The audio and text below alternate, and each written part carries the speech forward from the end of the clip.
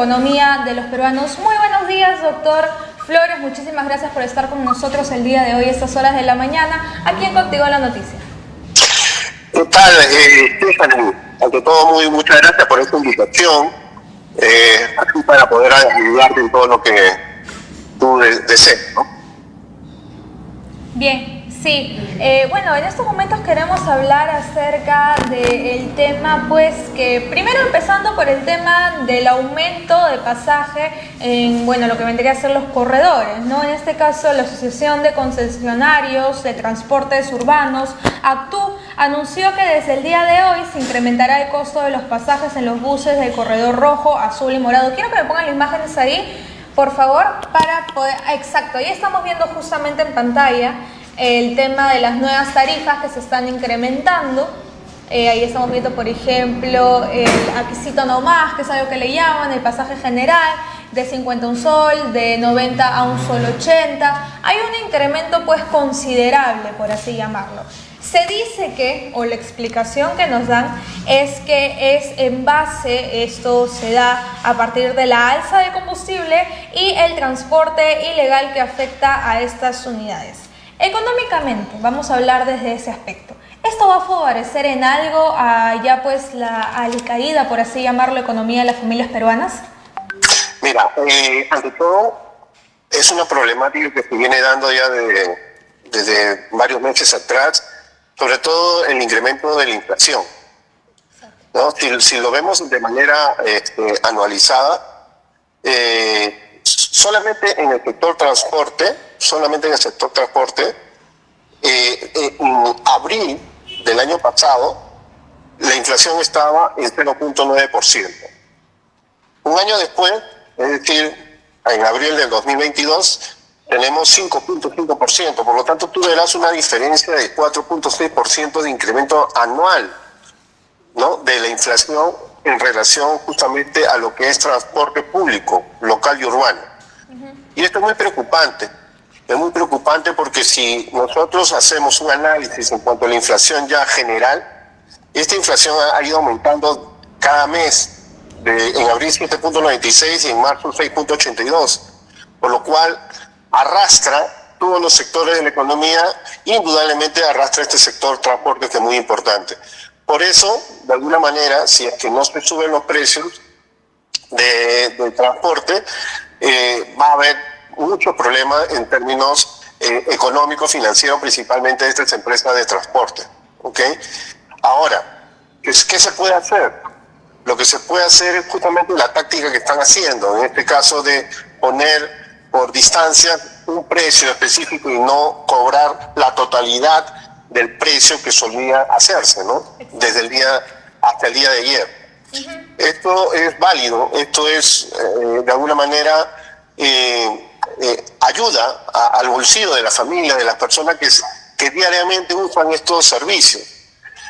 Pero también deben de comunicar adecuadamente, porque estuve viendo unas estadísticas y la verdad que algunas encuestas principalmente, y las personas se han visto sorprendidas de este incremento, ¿no?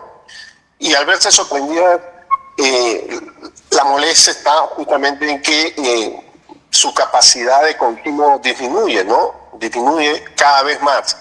Así que hay que tomarlo con pinzas, pero si es que hay estas medidas en las cuales sube, pero por tramo vas a pagar lo que corresponde, o sea, lo justo, como se dice, indudablemente puede beneficiar a las personas que por tramos cortos utilizan estos servicios. O sea, se puede decir entonces, o le hago la consulta en todo caso, que es una medida adecuada para este sector, para el sector de transporte. Es una medida en la cual se ve obligado, mejor dicho, porque la inflación, como te digo, está aumentando mes a mes, ¿no?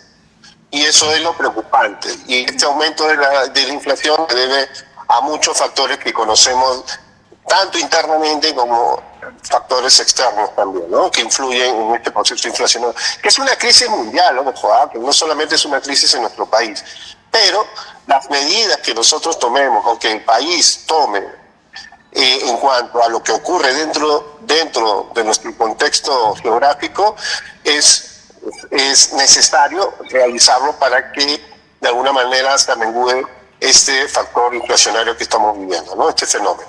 Bien, entonces ya hemos visto un poco acerca de este primer tema, que es pues el aumento de pasaje en los corredores, pero ya hemos entendido también cómo está funcionando. Si bien se está subiendo, ya estamos viendo las imágenes, se está dando un porcentaje, pero también ya no se va a cobrar una tarifa única, que era la que se hacía desde que inició el corredor. De por sí ya así ibas a un tramo corto, a la siguiente estación tú tenías que pagar la tarifa total, ¿no? Que en muchos casos era un solo 80, 250, dependiendo del corredor que tomabas. Pero ahora sí, dejando este tema de lado, que era necesario tocar porque, como usted bien dice, hay muchos ciudadanos que no están de acuerdo, ¿no?, con esta medida, debido a que hay precios que han estado subiendo. Sabemos la tasa de empleabilidad que hay en el país, sabemos que no todos son formales, sabemos que no todos han recibido ese aumento salarial y que algunos van a estar todavía con el sueldo que tenían.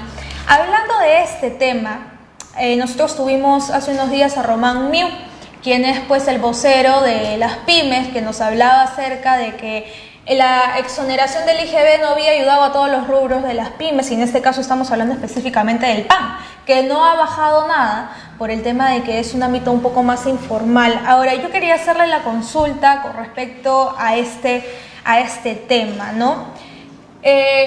Entendemos un poco por qué es que no se da esta baja en el precio del pan, pero me gustaría que usted nos explique más si es que en algún punto esta exoneración del IGB va a aportar algo a este sector que es el panadero, porque el ASPAN, que es pues la Asociación Peruana de Empresarios de Panadería y Pastelería, de hecho ya ha dado su punto de vista y bueno, han dicho exactamente esas palabras, ¿no? Esta reunión, porque se reunieron hace un tiempo, fue para que todos los panaderos conozcan más sobre la ley y la exoneración del IGB en el pan, pero en ninguna forma para bajar el precio del pan o aceptar un control en las panaderías sobre el precio del pan, debido a que estamos en una economía de libre mercado. Bueno, el tema del precio, de reducir el IGB a ciertos productos que se ha establecido a través de una norma, una ley, de alguna manera afecta a dichos sectores, por ejemplo, el cual tú mencionas, que es el sector panadero, debido a que en la vida real no se da, o sea, la población no siente la disminución justamente del precio de este producto.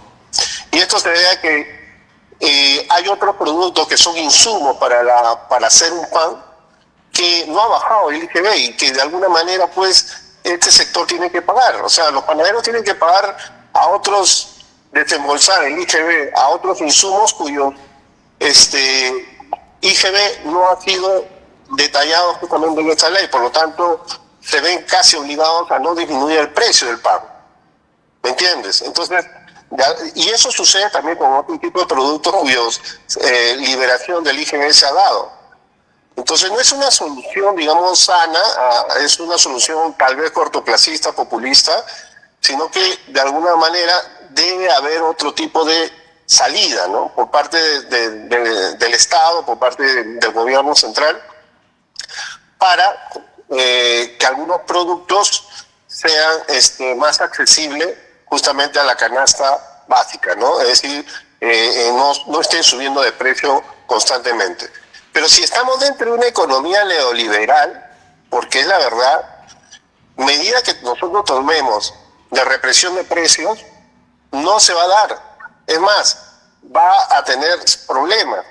Ya se habló en algún momento de control de precios, situación que no se debe de manifestar, porque el control de precios sabemos que genera un problema ya mucho más amplio que puede retribuirse en lo que es el proceso, crecer el proceso inflacionario o la inflación, aparecer mercados negros, es decir, distorsionar inadecuadamente nuestra economía en la cual vivimos. Ya basta con lo que estamos viviendo en este momento en temas económicos, y si tomamos medidas que van más por el lado político, indudablemente sin conocer qué ocurre en el ámbito económico, sí va a seguir perjudicando a toda la población, a todos nosotros nos está perjudicando ahorita el bolsillo realmente.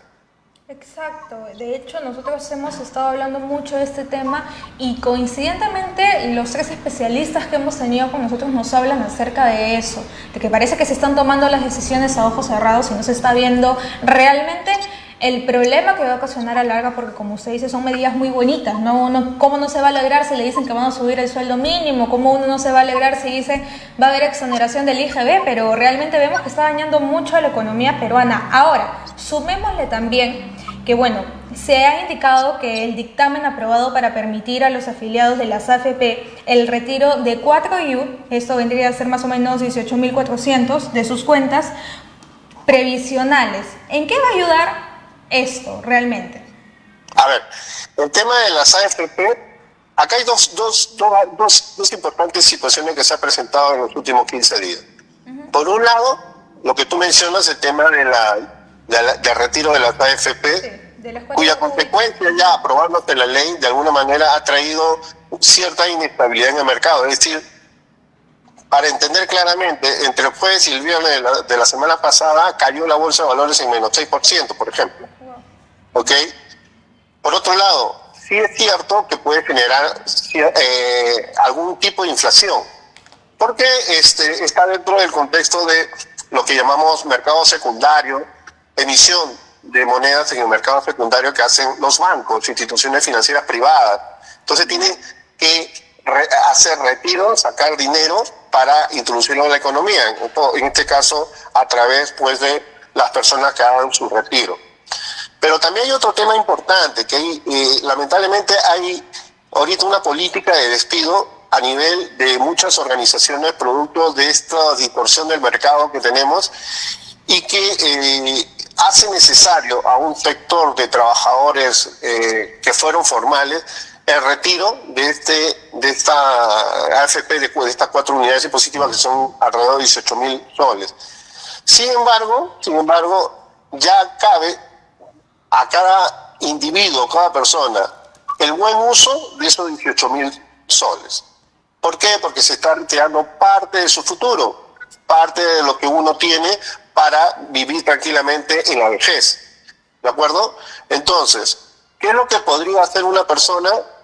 Yo lo que diría es tratar de que ese dinero sea como una especie de capital de trabajo para poner algún tipo de pequeño negocio o ahorrarlo en algún fondo fijo o en alguna institución bancaria que le sea rentable. ¿Ok? Pero no hacerlo mal uso en cuanto a comprar productos que sean suntuarios y que no den valor justamente a esos 18.000 soles que, como les digo, es necesario para otro tipo de situaciones que se presenten en el hogar, ¿no? Principalmente para las personas que han perdido el empleo en estos últimos meses, producto justamente de los problemas que tenemos, ¿no? Y por otro lado, está también, no se te olvide, el tema de la aprobación de la libre disponibilidad de la CTS, que es otro factor para aquellos que ya están laborando y que pueden disponer justamente ante problemas que se presenten de manera económica, disponer del 100% de su CTS, esto hasta el mes de diciembre, 30 o 31 de diciembre del presente año. Esta situación es repetible, es decir, el año pasado se dio también una ley y terminó el 31 de diciembre del año pasado y se vuelve a repetir. A mí lo que me preocupa es que las acciones que está haciendo el gobierno, al ser repetitivas, va a llegar un momento que se va a acabar todo. O sea, va a haber un momento en el cual ya no puede hacer una ley para retiro de AFP porque se puede agotar este fondo para las personas. Ya no va a haber un tema de CTS porque los bancos ya no van a poder tener, hacer la libre disponibilidad del caso por la falta de liquidez, ¿no? Esto sumado al tema del incremento de la tasa de interés a un 4.5% en este mes, lo que se quiere es retraer justamente la salida de dinero en cuanto a lo que es préstamos personales, ¿no? Entonces ahí hay contradicciones que de alguna manera el Estado tiene que tener bien presente a fin de que se estabilice nuestra economía. Finalmente, en resumen, el tema de la AFP sí es necesario para las personas que en los últimos meses se han quedado sin empleo, ¿no? Pero si tú tienes un empleo, pues lo aconsejable, si te lo retiras, ponlo en algún tipo de producto o servicio bancario o financiero que te sea rentable y no te lo gastes inmediatamente. Exacto, entonces acá como un consejo que nos está dando aquí el economista, el doctor pues Flores nos dice, ¿no? Por favor, si van a sacar ese dinero, que es una suma importante, invertir. ¿Por qué? Porque estamos corriendo también un riesgo increíble, porque al parecer pues la dinámica que está utilizando el gobierno es repetir estas medidas y, como bien dice usted, en algún momento se van a agotar, porque son medidas que se agotan. Y en algún punto nos vamos a quedar sin nada que retirar y los bancos tampoco van a querer prestar de ninguna manera. Así que, por favor, a invertir ese dinero si lo va a sacar y de forma muy consciente. Ahora sí, doctor, se ha hablado mucho acerca de vulnerabilidad económica y yo quiero que, por favor, nos explique si es que el Perú en esos momentos está pues en este estado de vulnerabilidad económica. Mira, yo te voy a decir con sinceridad, podemos estar en una situación tal como tú me preguntas, si es que el Estado no pone un alto a todo esto. Es decir, sigue tomando medidas totalmente populistas, ¿no? Es decir, yo no puedo estar yendo a provincias a hacer reunirme con mi equipo de ministros para escuchar las necesidades de la gente, de la población, y tomar una medida inmediatamente. ¿Me dejo entender? O sea, tengo que analizar una propuesta que sea viable. Y esto es importante, o sea, no por satisfacer lo que alguien me pide, voy a perjudicar a otro sector. Entonces, ya las entidades internacionales nos han dicho, si siguen ustedes tomando medidas totalmente populistas, pues nuestra credibilidad económica va a bajar ante el mundo entero. ¿Me dejo entender? Entonces, ¿qué es lo que tiene que hacer el gobierno? Sencillamente pensar antes de tomar una decisión. Se ha dado la ley SUNEDU, por ejemplo, ¿no? Y se dice, bueno, la ley SUNEDU sale con el presidente hablando que no la va a firmar. Pero viene otra contradicción donde el señor Cerrón ayer ha declarado de que si no lo firmaría estaría contradiciendo muchos aspectos de la política educativa que tiene su partido. O sea, por un lado se dice una cosa, por otro lado genera nuevamente inestabilidad. Se cerró el tema de la Asamblea Constituyente e insisten, inclusive con tomar medidas extremas, o sea, o tomar el plan B. O sea, ¿cuál es el plan B, no? O sea, situaciones que de alguna manera inestabilizan nuestro país, estabilizan nuestra imagen ante la comunidad internacional, que es muy importante tenerla bien equilibrada, ¿no? Que sepan que el país está abierto a las inversiones internacionales, a la inversión privada, a la inversión por parte del pequeño empresario que tiene algo de capital y que va a generar pues un movimiento económico importante también. Entonces, si vamos a estar haciendo cosas que de pronto generan inestabilidad tanto interna como externamente, pues es ahí donde vamos a tener serios problemas, pues, ¿no?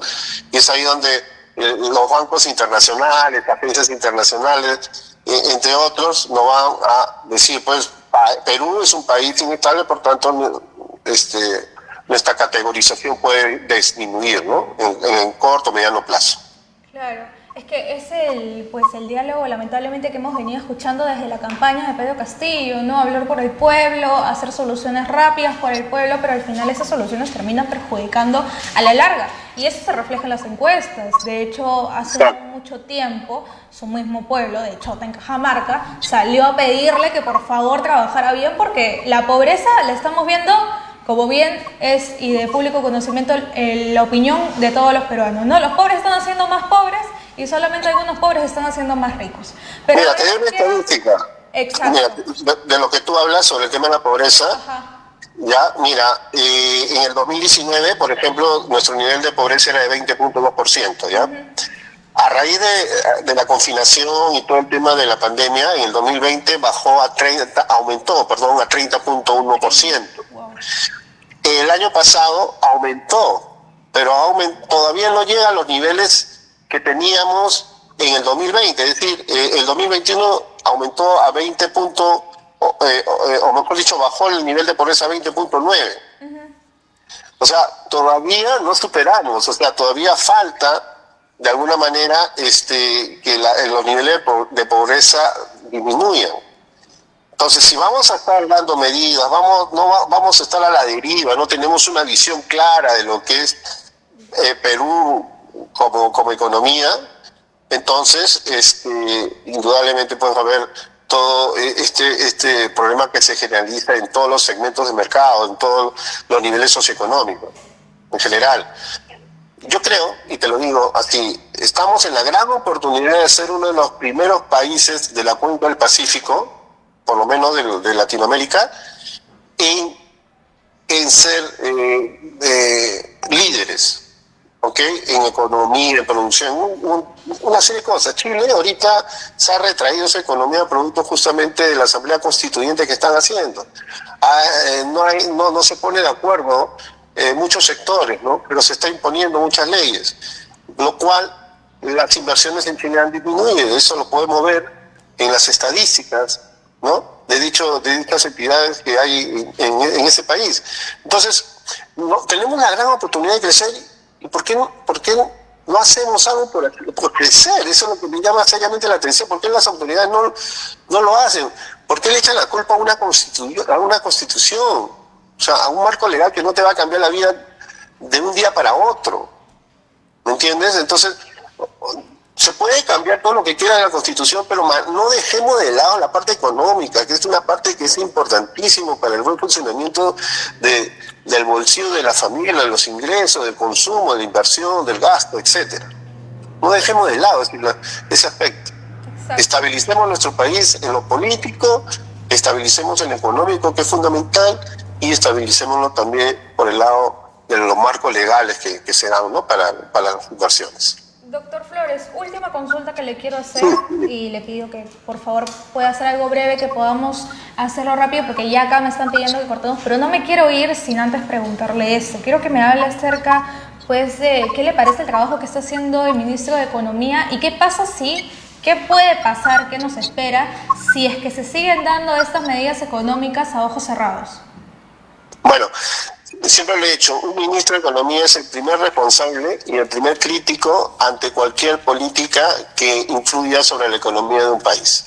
Es decir, tiene que tener un liderazgo muy importante dentro del Consejo de Ministros y levantar la mano si es que eso va a perjudicar a nuestra población, al bolsillo de las personas, de las empresas. Pero si yo soy ministro y no hago eso y simplemente me dejo llevar por un lineamiento político, pues considero que no hay el liderazgo del caso. Por más preparado que esté, por más experiencia que pueda tener en plano económico. Y con respecto del caso, es importantísimo ese factor. Es importantísimo decir las cosas con claridad, con honestidad, más que con honestidad, con transparencia, ¿no? Y lo que esté bien, que se haga. Y las medidas políticas que van a perjudicar, pues que se diga y que se haga un alto, ¿no? Que en este caso yo considero que el ministro, de alguna manera, está tratando de hacer bien las cosas, pero la situación política, la ideología política por parte del gobierno y quienes están en el poder realmente, poco le dejan un espacio de acción al ministro de Economía. ¿Ok? Entonces, para trabajar en el tema económico debe venir desde la cabeza, debe estar incluido el ministro y debe estar incluido todos los ministerios inclusive, para lograr justamente que nuestra economía surca, nuestra economía comience a tener un buen horizonte. Bien, muchísimas gracias entonces, doctor, por darnos esta entrevista el día de hoy y hablarnos acerca de muchos panoramas que se pueden avecinar si es que se siguen tomando estas medidas populistas. Muchísimas gracias por dar su opinión también sobre esto, porque a veces se necesita, ¿no?, que se dé más la opinión para que podamos de alguna forma entender que estas medidas, por muy bonitas que suenen, no siempre son los más beneficiosos para nuestro país y nos puede llevar a hundirnos en una gran crisis. Esperemos que eso no sea. Como dice usted, tenemos todo para crecer. No dejemos que medidas que no corresponden hagan que eso se retrase. Muchísimas gracias entonces por estar con nosotros. Gracias a ti, Stephanie. Muchas gracias a todos ustedes. Muchísimas gracias. Y bien, nosotros ya te hemos llegado